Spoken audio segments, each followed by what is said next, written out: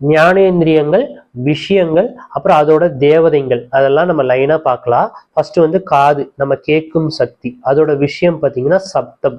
அதோட தேவதை பார்த்தீங்கன்னா திக் தேவதா, திசைக்கான தெய்வங்கள். அப்புறம் ஸ்பரிச சக்தி, அதோட விஷயம் பார்த்தீங்கன்னா தொட்டு உணர்தல்.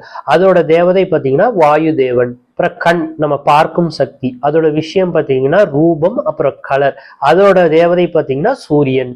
நாக்கு, நம்ம சுவைக்கும் சக்தி. அதோட விஷயம் பார்த்தீங்கன்னா சுவைத்தல்.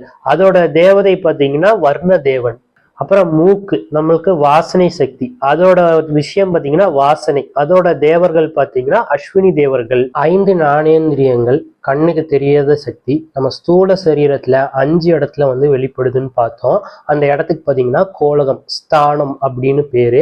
அது பார்த்தீங்கன்னா தனக்கு உண்டான இடத்துலதான் வெளிப்பட முடியுமே தவிர வேற இடத்துல வெளிப்பட முடியாது. இப்ப கேட்கும் சக்தி பார்த்தீங்கன்னா காதுல தான் வெளிப்படும், கண்ணுக்குள்ள வெளிப்பட முடியாதுன்னு நம்ம பார்த்தோம்.